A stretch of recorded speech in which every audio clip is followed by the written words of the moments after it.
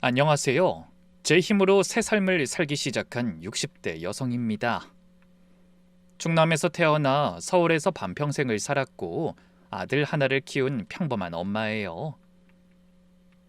이런 곳에 제 이야기를 보내게 될 줄은 꿈에도 몰랐습니다.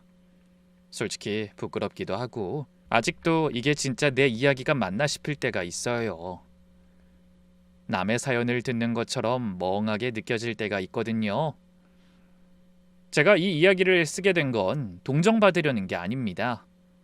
저처럼 자식을 믿고 모든 걸 내어준 분들, 진짜 비슷한 상황에 계신 분들한테 제가 겪은 이 일을 들려드리고 싶었어요. 끝까지 잘 들어주셨으면 좋겠네요. 비록 지금은 전 남편이 됐지만 이 얘기를 하려면 그 사람을 만난 것부터 시작해야겠네요. 30이 가까워질 무렵이었어요. 직장 거래처 회식 자리에서 한 남자를 소개받았는데 그게 전 남편이에요. 솔직히 표정도 없고 잘 웃지도 않는 사람이었어요. 회식 자리에서 소주잔을 앞에 놓고 가만히 앉아 있는데 저 사람은 왜 온 거지 싶었습니다. 그런데 회식 끝나고 나오는 길에 그 사람이 저한테 다가오더니 봉투 하나를 내밀었어요. 택시비예요. 이 시간에 혼자 가면 위험하니까. 그러고는 그냥 가버렸어요. 이름이나 전화번호 같은 것도 안 묻고요. 그게 이상하게 마음에 남았습니다. 그 뒤로 거래처 일로 몇 번 마주쳤고 자연스럽게 밥을 먹게 됐어요. 연애라고 하기도 좀 뭐한 게 그 사람은 데이트를 해도 말이 없었거든요. 나중에 안 건데 어릴 때 아버지가 엄하셔서 감정 표현을 배운 적이 없대요. 뭐든 말 대신 행동으로 하는 거였어요. 결혼은 만난 지 1년 만에 했어요.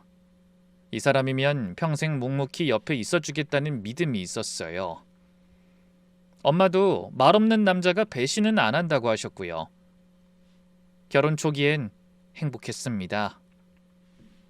남편이 작은 건설회사를 차렸는데 새벽에 나가 밤늦게 들어오고 주말에도 현장에 나가고 바쁜 건 이해했어요. 먹고 살려면 어쩔 수 없는 거니까요. 근데 문제는 아들을 임신한 뒤부터였어요.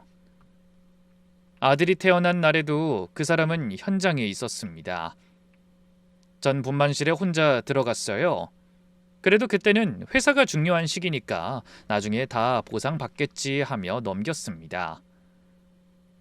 아들 입학식에도 졸업식에도 남편은 없었어요. 항상 현장이었고 바빴고 다음해였습니다. 그래도 참았어요. 이게 가장으로서 하는 일이라고 생각했거든요. 그런데 결정적인 건 제가 유방암 판정받았을 때예요. 초기였는데 수술을 해야 했거든요. 수술 날짜를 잡고 걱정되는 마음에 남편한테 알렸더니 이러는 겁니다.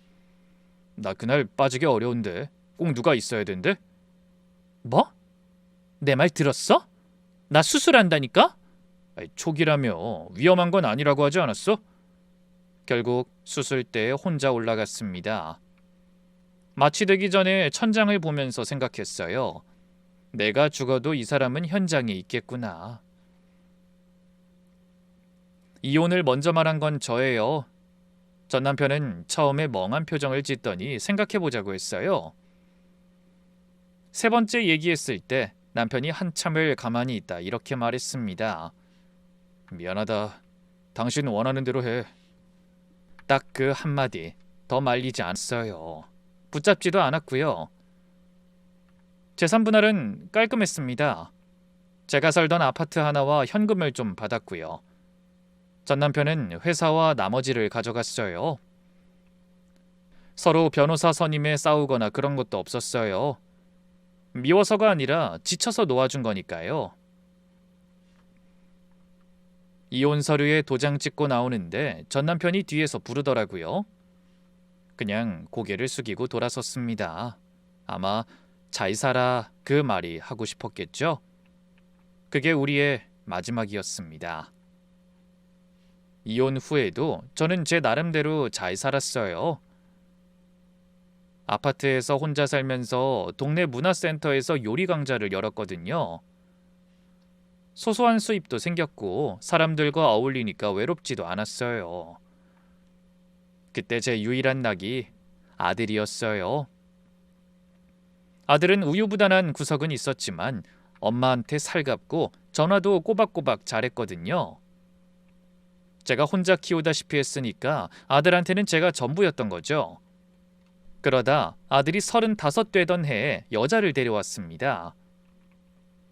처음 봤을 때 예쁘장한 얼굴에 말을 참 조리 있게 하는 아이였어요. 저한테 어머니라는 호칭도 너무 자연스럽게 쓰더라고요. 한 번은 제가 된장찌개를 끓여줬는데 눈이 동그래지면서 이러는 겁니다. 어머니 손맛이 이렇게 좋으신 줄 몰랐어요. 진짜 팔아도 되겠는데요? 저도 참 단순하죠. 그 한마디에 완전히 무장해제가 됐어요. 며느리감은 이만하면 됐다 싶었죠. 근데 결혼식 때 마음에 걸린 건 있었어요. 며느리 쪽 하객이 유독 적었거든요. 나중에 물어보니 며느리가 살짝 눈을 붉히면서 말했습니다. 어머니, 저 친척도 별로 없고요. 그래서 하객이 얼마 없어요. 죄송합니다. 그 말을 듣는데 제 가슴이 얼마나 아팠는지 몰라요. 저도 모르게 며느리 손을 잡았어요. 아유, 무슨 그런 걸로 미안할 거 없어. 내가 엄마 해줄게. 앞으로 내가 네 친정 엄마야. 결혼 후 며느리는 완벽했습니다. 명절 전에는 먼저 전화해서 올해 뭘 하면 좋을까요? 하고 제 건강검진을 대신 예약해주고 김치도 직접 담가 보내왔어요. 제가 주변 친구들한테 얼마나 자랑했는지 몰라요. 그때는 그게 진짜인 줄 알았어요. 순수하게 며느리가 시어머니 걱정해주는 거라고요. 그게 관심이 아니라 계산이었다는 걸 한참 뒤에야 알게 됐지만요. 이혼하고 6년째 되던 해였어요. 평소처럼 문화센터에서 수업을 마치고 집에 왔는데 갑자기 세상이 빙글빙글 도는 거예요. 현관문을 열다가 그대로 쓰러졌습니다. 정신을 차려보니 병원이었어요. 옆집 아주머니가 복도에서 절 발견하고 119를 불렀다더라고요. 이번엔 괜찮았지만 다음에도 쓰러졌는데 늦게 발견된다거나 하면 위험할 수 있어요. 문제는 그 말을 아들이 옆에서 듣고 있었다는 거예요. 아들 얼굴이 하얗게 질려 있었죠. 엄마 안 되겠다. 혼자 있다가 무슨 일 나면 어떡해. 우리랑 같이 살자. 아이 됐어. 너희한테 짐 되는 거 싫어. 며칠 뒤에는 며느리까지 병원에 왔습니다. 침대 옆에 앉더니 손을 꼭 잡고 말하는 거예요. 어머니, 저희가 모실게요. 저 결혼할 때 어머니가 그러셨잖아요. 제 친정 엄마라면서요. 엄마가 이러고 계시는데 어떤 딸이 가만히 있어요. 저희 집으로 오세요. 네? 그렇게 아들 부부와 같이 살기 시작했어요. 처음 몇 달은 정말 좋았습니다. 며느리가 저를 챙겨주고 식단도 관리해줬어요. 또 손녀를 보는 것도 좋았어요. 혼자 살 땐 몰랐는데 이 사람이 곁에 있으니까 이렇게 따뜻한 거구나 싶었습니다. 그 과정에서 며느리가 조금씩 제 살림을 넘겨받기 시작했어요. 어머니, 요즘 보이스피싱이 얼마나 교묘한지 아세요? 어르신들 통장 노리는 사기가 많대요. 어머니 통장이랑 인감 제가 관리해 드릴게요. 그렇게 통장을 넘겼어요. 그리고 얼마 뒤 며느리가 큰 제안을 하나 했어요. 어머니 아파트 있잖아요. 지금 전세 놓으면 돈 좀 생길 텐데. 어차피 어머니가 여기서 사니까 비는 거잖아요. 전세 놓고 그 돈 잘 굴리면 훨씬 안정적일 것 같은데. 맞는 말이었어요. 빈집을 놔두는 것보다 전세를 놓으면 목돈이 생기니까 그 돈을 은행에 넣어두기만 해도 이자가 나오잖아요. 며느리 말이 합리적이라고 생각했습니다. 전세 계약이 체결됐고 6억은 며느리가 관리하는 계좌로 들어갔어요. 제 이름으로 된 통장이었지만 실질적으로 관리는 며느리가 했죠. 아무 의심 없이 며느리가 잘해줄 거라고 믿었어요. 같이 산 지 8개월쯤 됐을 때예요. 아들이 저한테 먼저 이야기를 꺼냈습니다. 엄마, 나 회사 그만뒀어. 갑자기 왜? 무슨 일 있어? 구조조정 대상이라서 버티려고 했는데 결국 잘 안 됐어. 아들 표정이 어둡더라고요. 40이 넘은 남자가 직장을 잃으면 어떤 기분인지 보지 않아도 알 수 있었어요. 며느리가 옆에서 아들 등을 쓸어주면서 말했습니다. 어머니 걱정 마세요. 이 사람 예전부터 창업 준비해왔거든요. 오히려 잘 된 거예요. 그 말에 아들이 말했어요. 엄마, 나도 다시 이력서 쓰고 돌아다니기 싫어. 내 사업해보고 싶어. 지금 아니면 못해. 사실 아들이 자존심이 강해요. 제 성격을 닮아서 남한테 고개 숙이는 걸 못하거든요. 그런 아들이 구조조정을 당하고 얼마나 힘들었을까. 엄마로서 그게 다 보여서 더 안쓰러웠어요. 며칠 뒤에 며느리가 저한테 조심스럽게 말을 꺼냈어요. 어머니, 창업 아이템은 잡아놨어요. 근데 초기 자금이 필요한데 제 사촌 오빠가 같은 분야에서 스타트업을 하고 있거든요. 같이 하면 도움받고 좋을 것 같은데 만나보실래요? 그래서 며느리 사촌 오빠를 만났어요. 저녁 자리에서 사업 설명을 하는데 솔직히 절반도 못 알아들었습니다. 하는 말이 다 외국어 같더라고요. 근데 중요한 건 그게 아니었어요. 그 자리에서 아들이 눈을 반짝이더라고요. 정말 살아있는 얼굴을 오랜만에 봤어요. 엄마, 투자도 이미 받아놨고 다 된 사업인데 동업 제안한 거야. 기회 놓치면 안 돼. 근데 돈이 얼마나 드는데? 아들이 말을 못하더라고요. 그때 며느리가 대신 말했어요. 초기 투자금이 3억 정도는 필요해요. 근데 진짜 사업 생각하면 큰 건 아니에요. 3억. 적은 돈이 아니죠. 하지만 제가 망설인 건 돈 때문이 아니었어요. 이 사업이라는 게 무조건 성공한다는 보장이 없잖아요. 좀 더 생각해보자. 엄마가 무턱대고 결정할 문제가 아닌 것 같아서 그래. 그날 밤에 아들이 제 방에 왔어요. 제 앞에 앉더니 한참을 있다가 입을 열었습니다. 엄마, 나 아버지한테 차마 못 가겠어. 손 벌리기도 싫고. 그 한마디가 저를 흔들었어요. 아들이 전 남편한테 서운한 마음이 있다는 거 이미 알고 있었거든요. 어릴 때부터 아버지가 없는 운동회, 졸업식, 그게 다 상처로 있는 거예요. 아버지한테 돈 달라고 하면 주긴 줄 거야. 근데 그럼 난 평생 아버지한테 빚진 사람이 되는 거잖아. 엄마가 도와주면 안 돼? 사업 잘 되면 제일 먼저 엄마 돈 갚을게. 아들 눈에 눈물이 고여 있었어요. 40 넘은 아들이 엄마 앞에서 우는 거예요. 직장에서 잘리고 자존심 다치고 새 출발을 하고 싶은데 돈이 없는 아들. 그 모습이 불쌍했어요. 며칠을 고민했습니다. 잠도 못 자면서 생각했어요. 그러다가 며느리가 저한테 서류 하나를 보여줬습니다. 사업 계획서였는데 투자 대비 예상 수익률이 적혀 있었고 다른 투자자들 명단이 있었어요. 결정적으로 며느리가 이렇게 말했습니다. 어머니, 여기에 그 사람 인생이 달렸어요.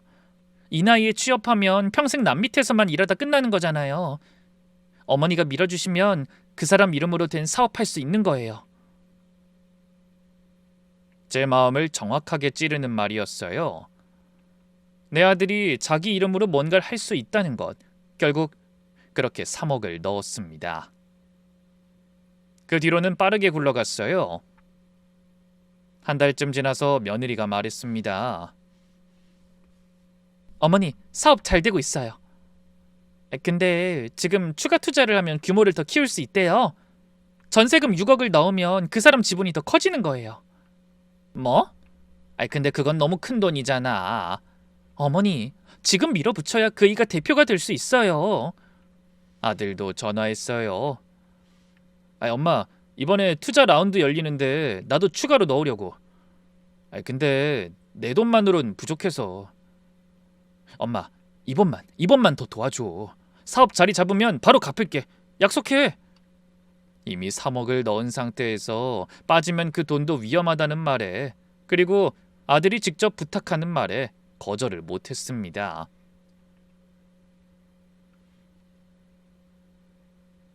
지금 생각하면 그게 전형적인 사기 수법이에요. 처음에 적은 돈을 넣게 하고 이미 넣은 돈을 살리려면 더 넣어야 한다고 몰아가는 거.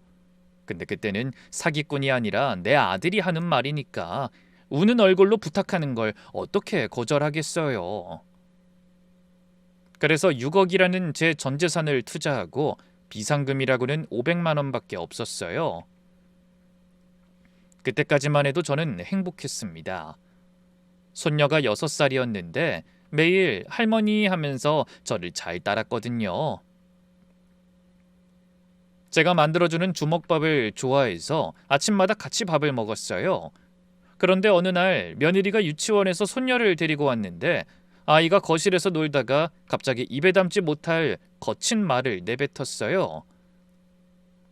6살짜리 입에서 그런 말이 나오니 깜짝 놀랐습니다.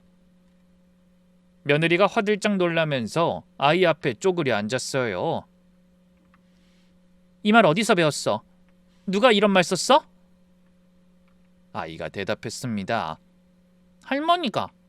귀를 의심했어요. 저는 그런 말을 쓴 적이 없거든요.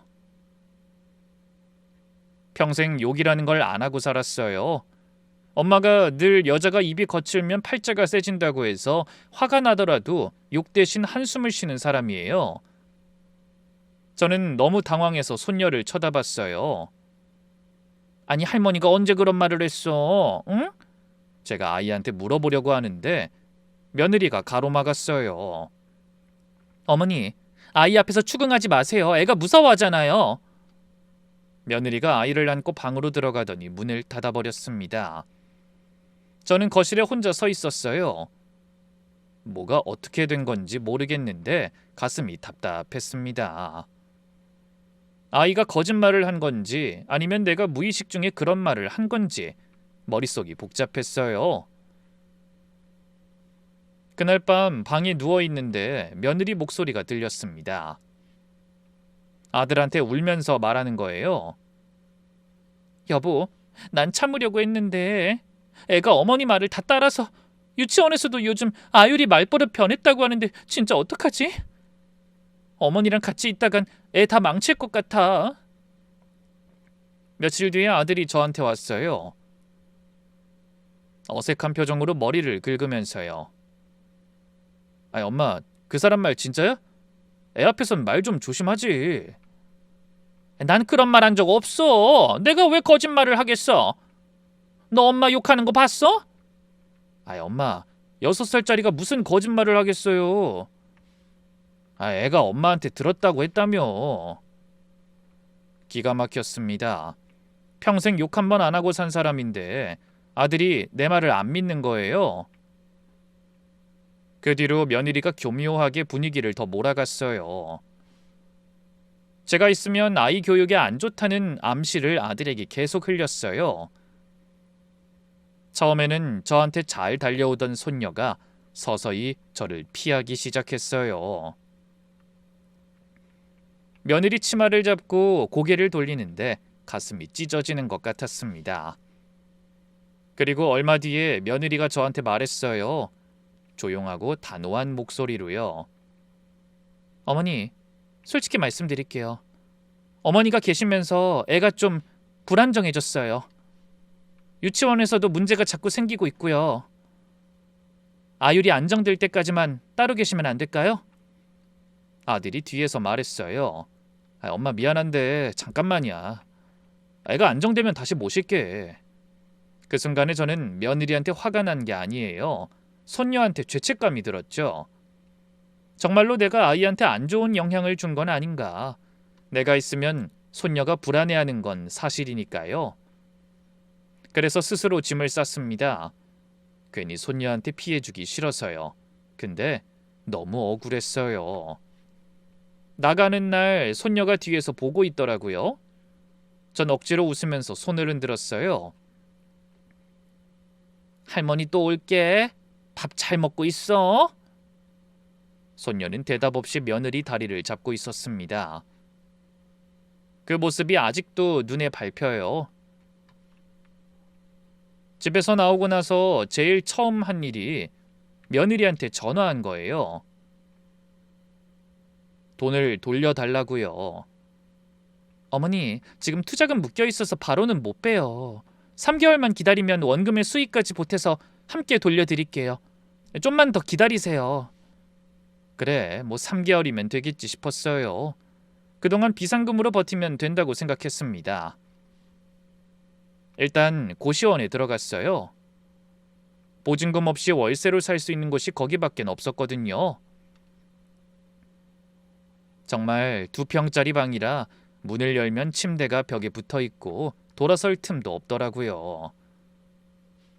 창문은 환기용 작은 구멍 하나, 옆방에서 코 고는 소리가 벽을 타고 들어오고 복도에서 기침하는 소리까지도 다 들렸어요.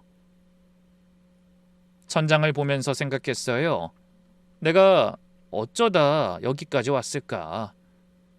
남편 없이도 잘 살았고 이혼 후에도 당당하게 살았는데 어쩌다.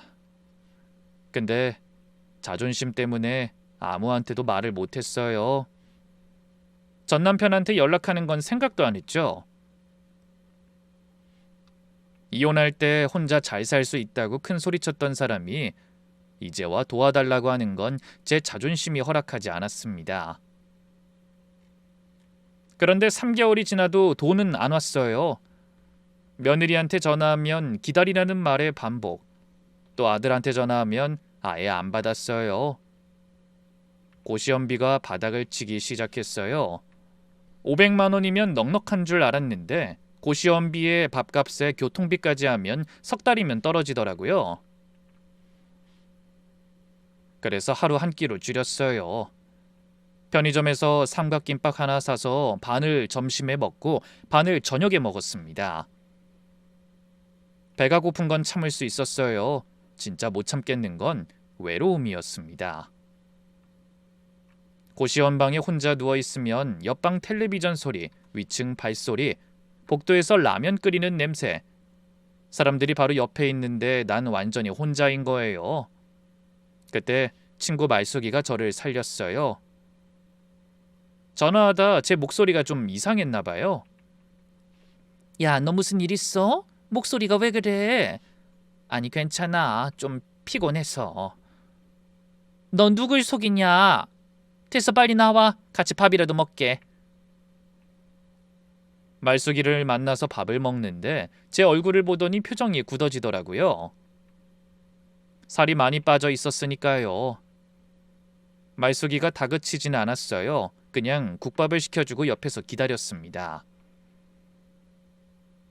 말숙아, 다 말하긴 그런데 내가 지금 좀 어려워.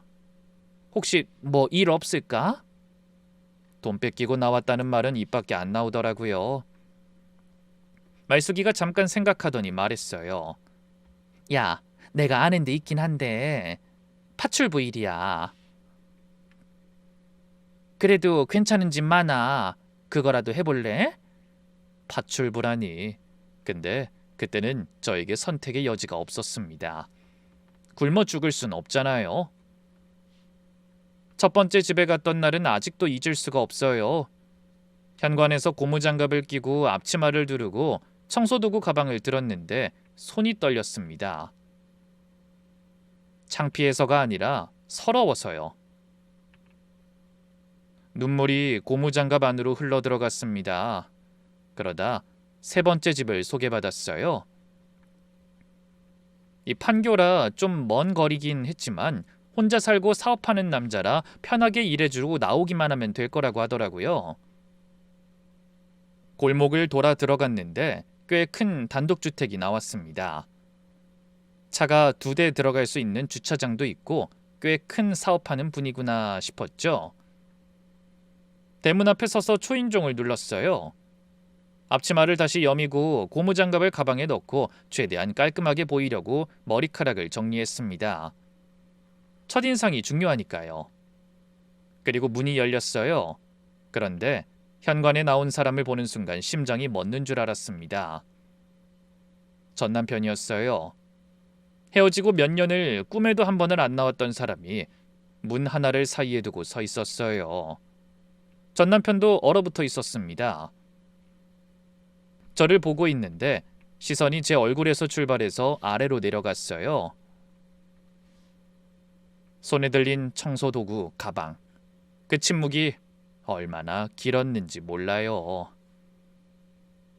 전 남편이 먼저 입을 열었습니다. 세상에, 당신이 왜 이런 일을 하고 있어? 하필이면 수많은 집 중에 하필 이 집일까?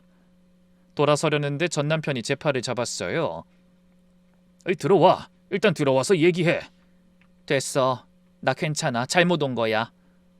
들어오라니까. 그 목소리가 옛날 그대로였어요. 무뚝뚝하고 짧고 감정이 안 담긴 것 같은데 사실은 다 담긴 목소리. 팔을 잡은 손이 떨리고 있었습니다. 그대로 현관 앞에서 주저앉아 울었어요. 참으려고 했는데 안 됐어요. 그동안 참았던 게 한꺼번에 쏟아졌습니다.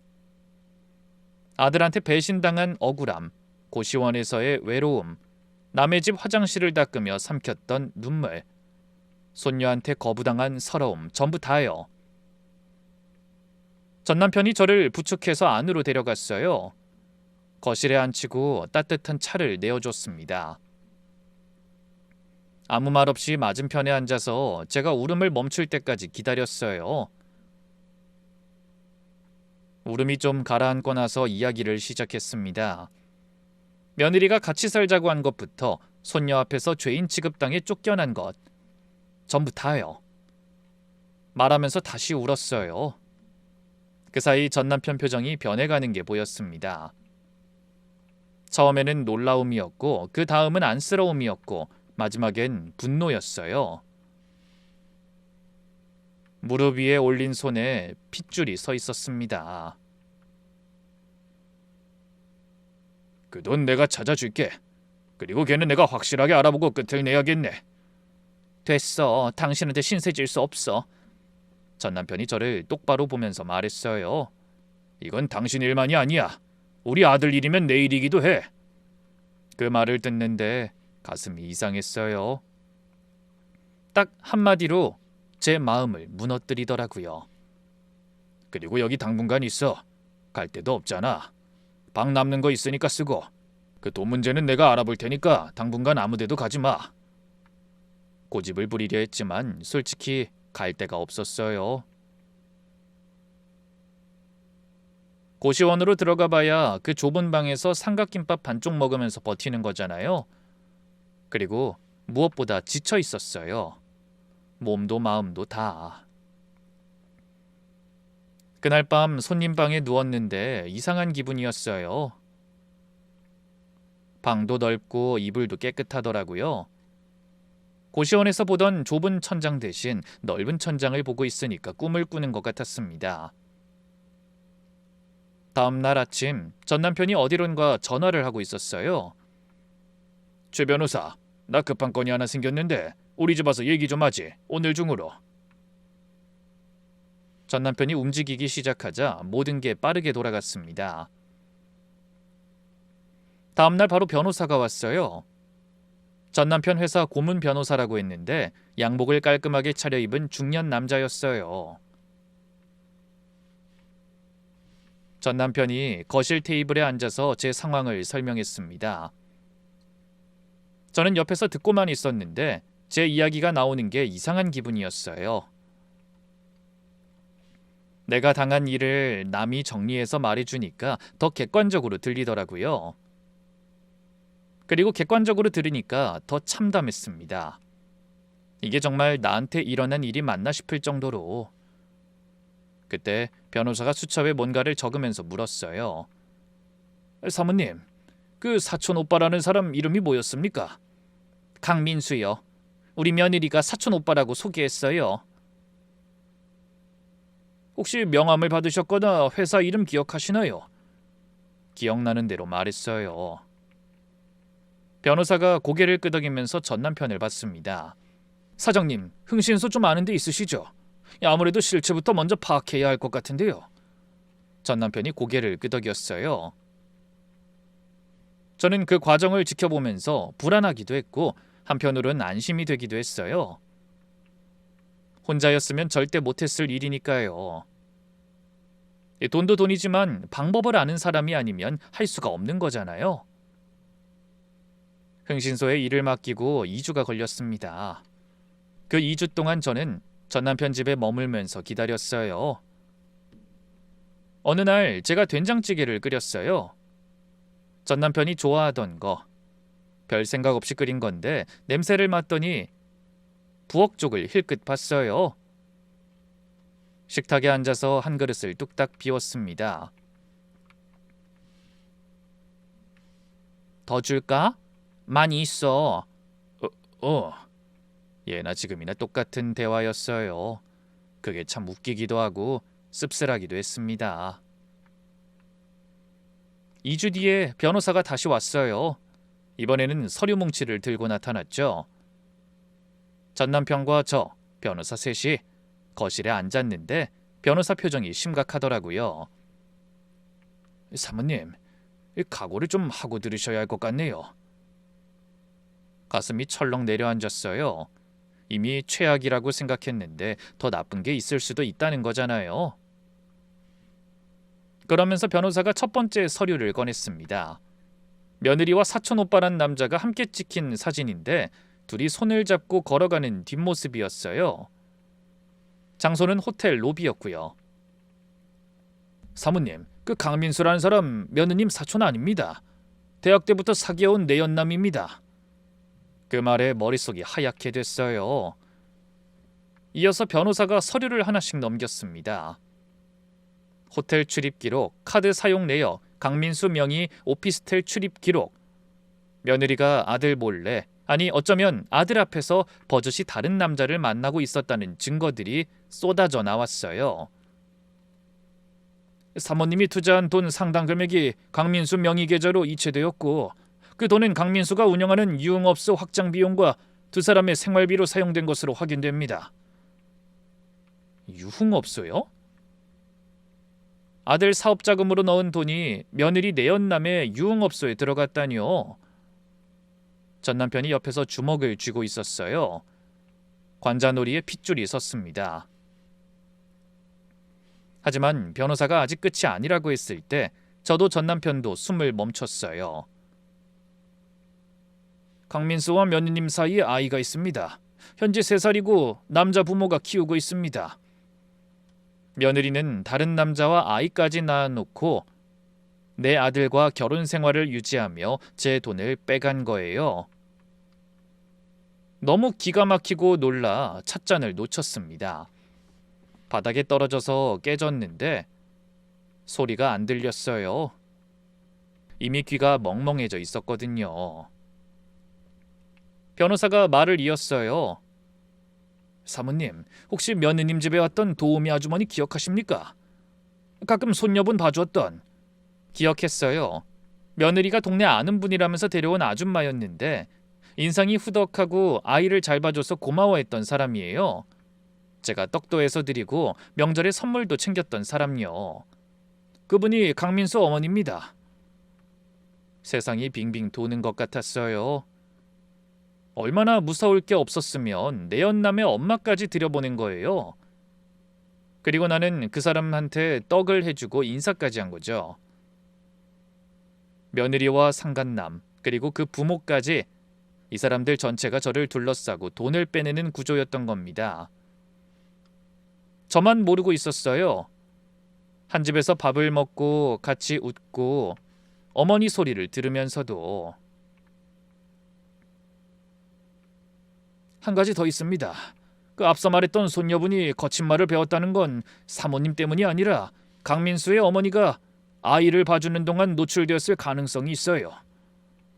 며느리분은 이걸 이용해서 사모님에게 누명을 씌운 것으로 보입니다. 그 순간 모든 게 연결됐어요. 손녀가 할머니라고 했을 때 그 할머니가 저를 말하는 게 아니었을 수도 있다는 거죠. 아이가 할머니라고 부를 수 있는 또 다른 여자. 며느리는 그걸 알고 저한테 뒤집어 씌운 거예요. 저를 내보내기 위한 시나리오였던 거죠. 제 입에서 어떤 말도 안 나왔어요. 분노도 아니고 슬픔도 아니고 그냥 허탈함. 사람이 어떻게 이럴 수 있나. 이 정도까지 계획하고 실행한다는 게. 전 남편이 한마디도 안 하고 묵묵하게 듣고만 있다가 변호사가 말을 마치자 일어났어요. 창가에 가서 한참을 밖을 보다 돌아서면서 말했습니다. 최 변호사, 빠져나갈 구멍 하나도 없게 해. 하나도. 변호사가 고개를 끄덕였어요. 그리고 변호사는 마지막으로 서류 하나를 더 꺼냈는데 그건 며느리의 개명 기록이었어요. 정말 파도 끝이 없는 인간이었죠. 며느님은 3년 전에 이름을 바꾼 전력이 있습니다. 원래 이름으로 조회한 결과 과거 교제하던 남자의 부모에게도 유사한 수법으로 금전적 피해를 준 기록이 나왔습니다. 결혼식 때 하객이 없었던 것도 부모님이 일찍 돌아가셨다는 것도 전부 거짓말이었어요. 부모님이 돌아가신 게 아니라 친정 부모가 며느리와 연을 끊은 거였습니다. 자기 친정에서 버림받은 사람이 이름을 바꾸고 새로운 가족을 찾아서 또 같은 짓을 한 거예요. 그때 제가 엄마 해줄게라고 했을 때 며느리가 흘렸던 눈물, 그게 진짜였을까요? 지금도 모르겠네요. 그때는 감동받아 운 줄 알았는데 지금 생각하면 잘 속였단 안도의 눈물이었을 수 있겠죠? 그날 밤 저는 한숨도 못 잤어요. 침대에 누워서 천장을 보는데 며느리 얼굴이 떠올랐어요. 나한테 보여준 며느리 모습은 처음부터 존재하지 않았던 사람이에요. 껍데기만 있고 속은 텅 빈, 아니 속은 텅 빈 게 아니라 더럽고 나쁜 것으로 꽉 차 있었던 거죠. 전 남편은 바로 움직이지 않았어요. 제가 당장 아들한테 전화해서 따지겠다고 했을 때 저를 막았습니다. 지금 전화하면 걔가 도망가. 증거 인멸하고 빠져나가게 할 거야. 참아. 내가 다 잡아놓고 한꺼번에 끝내게. 맞는 말이었어요. 전 남편이 사업을 30년 넘게 한 사람이잖아요. 이 건설업이라는 게 보통 세계가 아니거든요. 별의별 사람을 다 상대하면서 살아남은 사람이에요.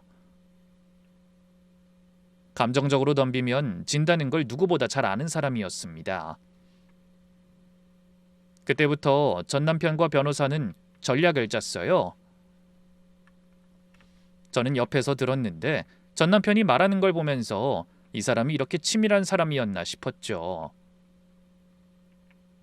집에서는 그냥 말 없는 남편이었는데 일할 때는 완전히 다른 사람이더라고요. 며느리가 미끼를 물 수 있도록 전 남편이 아들한테 전화를 걸었어요. 준혁아, 아버지다. 아버지? 어쩐 일이세요? 아들 목소리가 어색하더라고요. 전 남편과 아들이 자주 연락하는 사이가 아니었으니까. 이혼 후에 아들이 아버지를 원망했거든요. 엄마를 버렸다고. 아이러니하죠. 엄마를 버렸다고 아버지를 원망한 아들이 정작 자기가 엄마를 버린 거잖아요. 내가 요즘 몸이 안 좋아서 정리할 게 있다. 와이프랑 같이 와라. 이번 주 토요일 오후에. 줄까요? 저한테 무슨 줄게... 전화로 할 얘기가 아니야. 와서 얼굴 보고 얘기하자. 전화를 끊고 나서 전 남편이 저를 보며 말했어요. 이제 기다리면 돼. 같이 안 올 수가 없을 거야. 기다리는 며칠이 길었습니다. 저는 자꾸 불안해졌어요. 전 남편이 제 마음을 읽은 것 같았어요. 어느 저녁에 밥을 먹다가 말했습니다. 당신은 가만히 앉아만 있어. 변호사랑 내가 정리할 테니까. 그 마지막에 하고 싶은 말만 해. 감정적으로 나가면 걔한테 빌미를 주는 거야. 당신이 이긴다는 느낌으로 가야지. 졌다는 느낌 주면 안 돼. 그 말이 맞았어요. 저는 피해자지만 그 자리에서 이기는 사람이어야 했습니다. 서러운 사람이 아니라 심판하는 사람으로 앉아야 했어요. 그리고 토요일이 됐습니다. 전 남편 회사 사무실에 모였죠. 맞은편에는 두 자리가 비어 있었습니다. 아들과 며느리 자리. 약속 시간 10분 전에 도착했다는 연락이 왔어요. 제 심장이 미친 듯이 뛰기 시작했습니다. 전 남편이 제 손을 한번 봤어요. 떨고 있었거든요. 아무 말 없이 탁자 밑에서 제 손을 잡아줬어요. 딱 한 번, 꽉! 그러고 놓았습니다. 잠시 뒤 회의실 문이 열리고 며느리가 들어왔습니다. 정장을 차려입고 머리를 단정하게 올리고 화장까지 깔끔하게 하고 온 거예요. 시아버지 재산 소식을 들으러 오는 자리라고 생각했겠죠. 눈에 기대감이 보였습니다. 그리고 그 뒤에 아들이 들어왔어요. 아들은 많이 수척해져 있었어요. 다시 본 아들이 저런 모습이니까 마음이 아프더라고요. 아무리 원망스러워도 내 아들이니까요. 그런데 며느리가 저를 보는 순간 얼굴이 굳었어요. 그러다 단숨에 표정을 바꿨습니다. 어머니, 그동안 어디 계셨어요? 연락이 안 돼서 얼마나 걱정했는지 몰라요. 눈물까지 글썽거렸어요. 그 연기력에 소름이 돋았습니다. 얘가 진짜 무서운 사람이구나. 이 상황에서도 연기를 하다니 저는 한마디도 하지 않았어요. 전 남편이 말한 대로 가만히 앉아 있었습니다. 며느리를 보지도 않았어요. 그냥 테이블 위 물컵을 보고 있었습니다.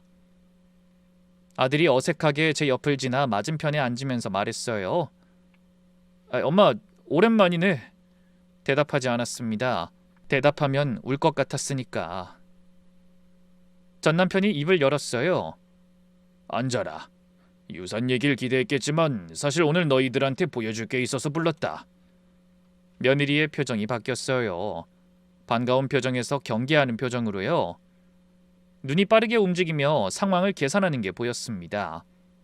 도망갈까 말까 고민하는 것 같았어요. 전 남편이 변호사를 받고 변호사는 신호를 받자 서류 봉투를 열었습니다.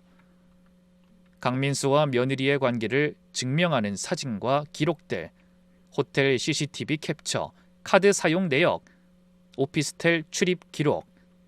변호사가 하나하나 테이블 위에 펼쳐놨어요. 그걸 본 며느리 얼굴이 하얗게 변하는 게 보였습니다. 입술이 파르르 떨리고 손이 무릎 위에서 움켜쥐어서 있었어요. 변호사는 증거를 하나씩 설명하기 시작했어요. 담담한 목소리로 감정 없이요. 이건 지난해 5월부터 올해 3월까지 강민수 명의 오피스텔 출입 기록입니다. 며느님 출입이 주 2회에서 3회, 아드님이 출장이거나 야근인 날과 정확히 일치합니다. 아들이 서류를 보다가 고개를 들어 며느리를 봤어요. 당신 이게 뭐야? 며느리가 대답하지 않았어요. 입을 꽉 다물고 앞을 보고 있었습니다. 변호사가 두 번째 서류를 꺼냈어요. 이번엔 자금 추적 내역이었습니다. 사모님이 투자하신 9억의 자금 흐름입니다.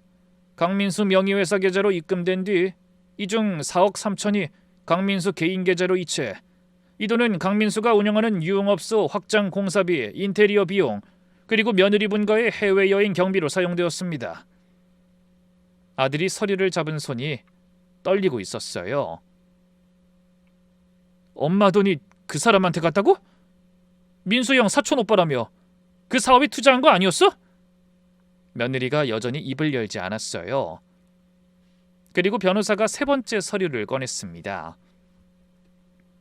두 분 사이 아이도 있습니다. 현재 3살이며 강민수의 부모가 양육하고 있습니다. 여기 보시면 출생신고와 강민수 부모 주소지 확인 내역입니다. 아들이 의자에서 일어났어요. 서류를 집어들더니 한참을 들여다봤습니다. 아이의 출생일, 그리고 며느리 이름. 서류를 든 손이 파르르 떨리더니 아들이 며느리에게 돌아섰어요. 이 아이가 네 아이라고?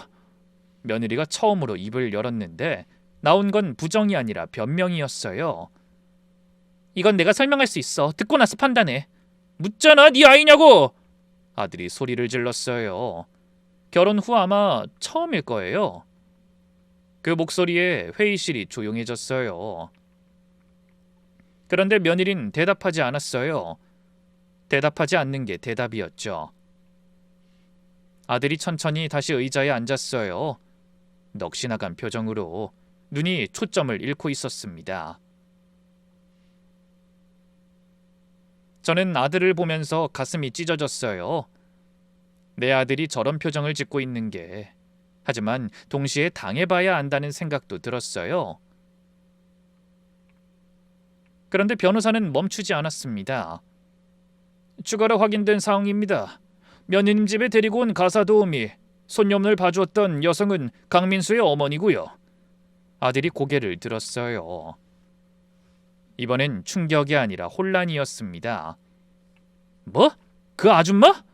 네, 강민수의 어머니가 손녀분을 정기적으로 돌봐왔으며 아이가 거친 언어에 노출된 것은 이 과정에서 발생했을 가능성이 높습니다. 며느님은 이를 사모님의 탓으로 돌려 사모님을 집에서 내보내는 명분으로 사용했습니다. 아들이 저를 봤어요. 눈이 떨리고 있었습니다. 엄마, 그럼 그때... 아들 눈에 눈물이 차올랐어요.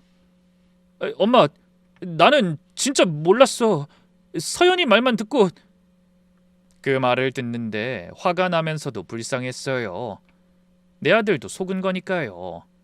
하지만 속은 것과 방관한 것은 다르잖아요. 그 생각은 뒤로 미뤄뒀습니다. 변호사가 마지막 서류를 꺼냈어요. 며느님은 3년 전 개명한 전력이 있으며 이전 이름으로 조회한 결과 과거 교제 상대 가족에게 동일한 수법으로 금전적 피해를 준 기록도 확인됐습니다. 또한 부모님이 돌아가셨다는 것은 사실이 아닙니다. 친정 부모도 의절한 상태입니다. 이 말이 나오자 며느리의 태도가 완전히 바뀌었어요. 지금까지는 침묵하고 있었는데 갑자기 의자에서 벌떡 일어나면서 소리를 질렀습니다. 이건 사생활 침해죠. 불법으로 조사한 거잖아요. 이 자료 전부 증거 능력 없어요. 변호사가 눈 하나 깜짝 안 하고 대답했어요. 증거 능력 여부는 법정에서 판단할 문제고요. 현재 사기 횡령 혐의로 형사고소가 접수된 상태입니다. 며느리분 명의자산과 강민수 명의자산에 가압류도 걸어놨습니다. 그리고 변호사가 잠깐 멈추더니 서류 하나를 더 꺼냈어요. 사모님 몰래 사모님 명의로 고액 사망보험이 가입돼 있었습니다. 수익자는 아드님이지만 보험 가입과 관리를 실질적으로 한 건 며느리분입니다. 사망보험이요. 제가 죽으면 돈을 받게 해놓은 거예요. 고시원에서 살다 쓰러지기라도 하면 그 보험금까지 챙길 수 있는 구조였던 거죠. 그 순간 전 남편이 자리에서 벌떡 일어났어요. 그 눈빛이 달라져 있었습니다. 사업가의 눈이 아니라 아이를 지키려는 짐승의 눈 같았어요. 변호사가 전 남편의 팔을 잡고 앉으라고 했을 때 전 남편이 며느리를 노려보면서 낮은 목소리로 말했습니다. 네가 사람이야? 그 한마디에 회의실 공기가 얼어붙었어요. 전 남편이 소리를 지른 게 아니에요. 오히려 아주 낮고 조용한 목소리였어요. 근데 그게 더 무서웠습니다.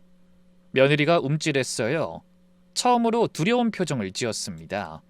그러다 갑자기 표정이 바뀌면서 울기 시작했어요. 양손으로 얼굴을 감싸면서요. 아버님, 저 임신했어요. 저한테 이러시면 안 되는 거 아닌가요? 뱃속에 아이도 있는데.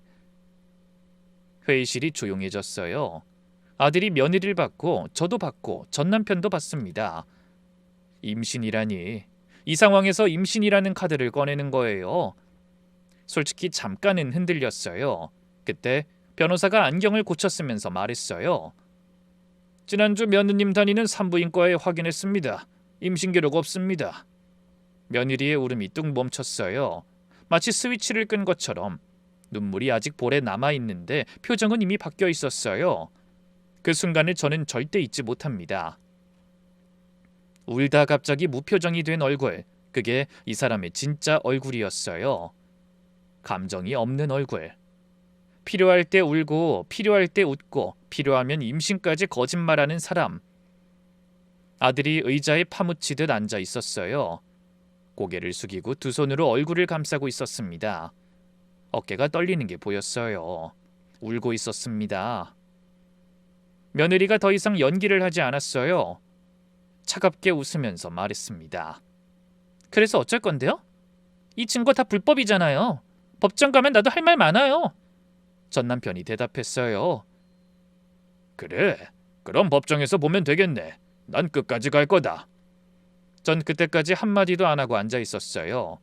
전 남편이 말한 대로 감정적으로 나가지 않으려고 꾹 참았습니다. 하지만 뻔뻔하게 앉아 있는 걸 보니까 더 이상 참을 수 없었어요. 서연아, 제가 입을 열자 회의실이 조용해졌어요. 모두가 저를 봤습니다. 목이 막혔지만 끝까지 울지 않았어요. 이 자리에서 울면 지는 거니까요. 전 의자에서 천천히 일어났습니다. 며느리를 내려다봤어요. 너 아까 사생활 침해라고 했지? 법정에서 할 말이 많아? 좋아, 가보자.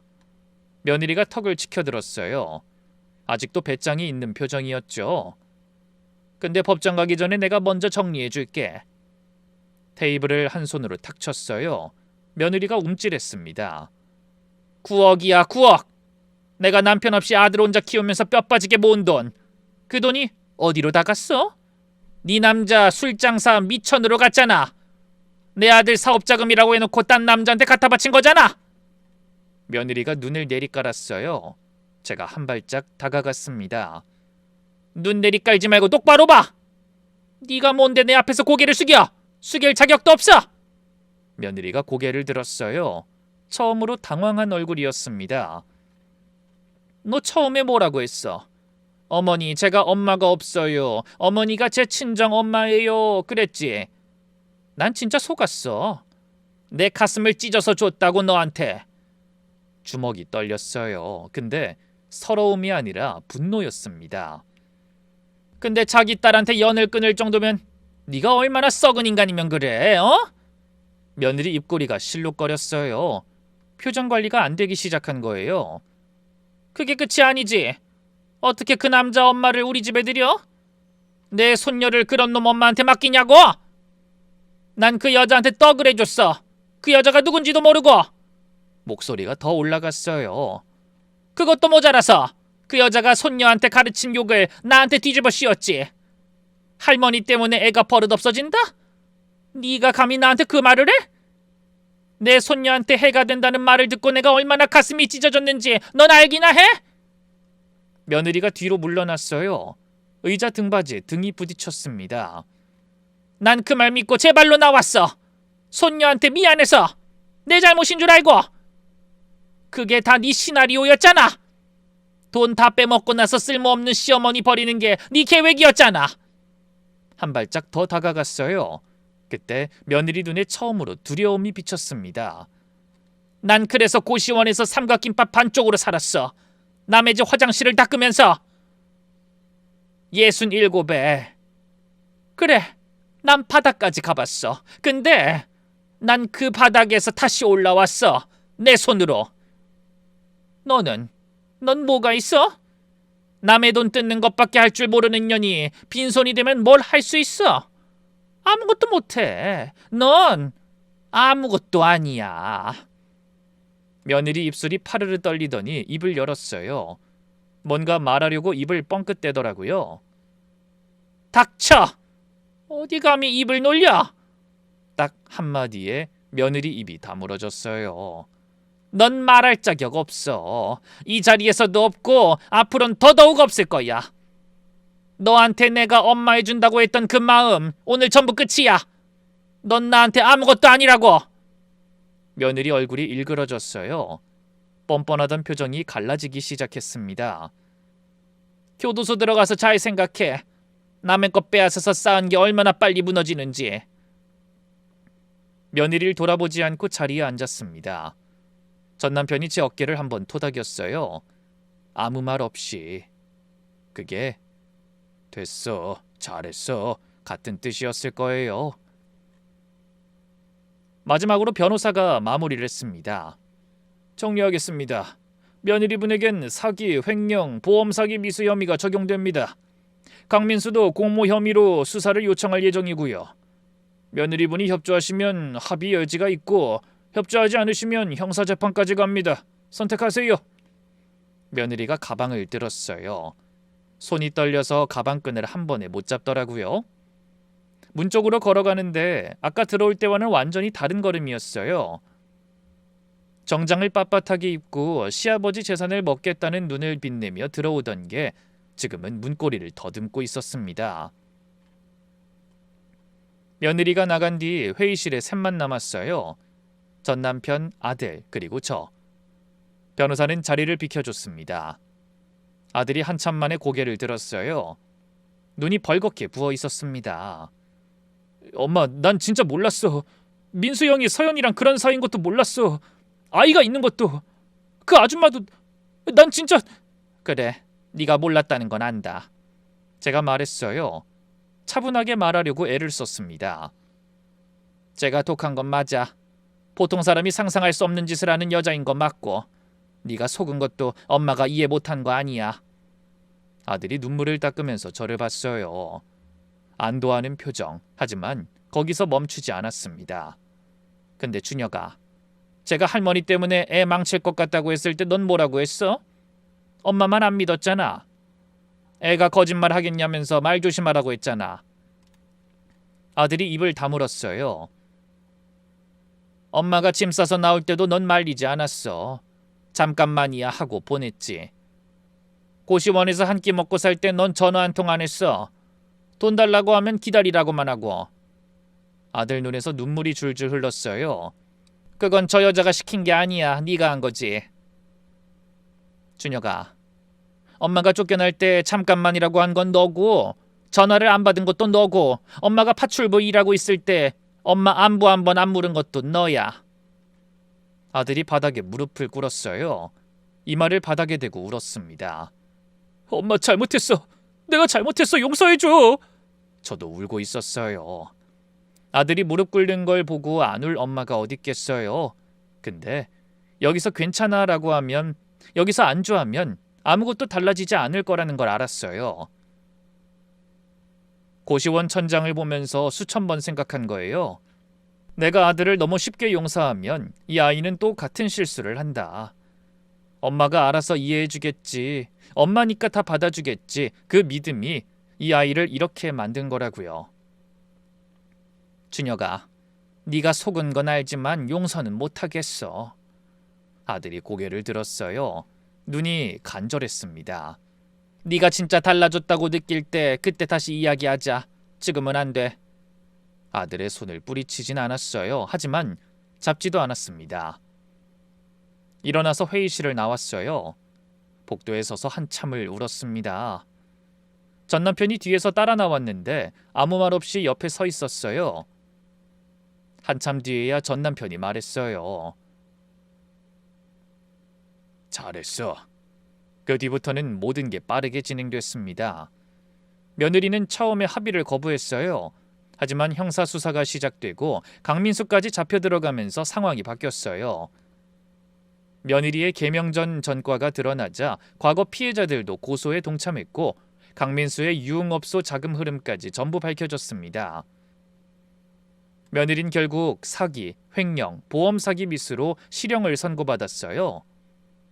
강민수도 공모 혐의로 구속됐습니다. 며느리 명의와 강민수 명의로 빼돌린 자산에 가압류가 걸려서 상당 부분을 회수할 수 있었어요.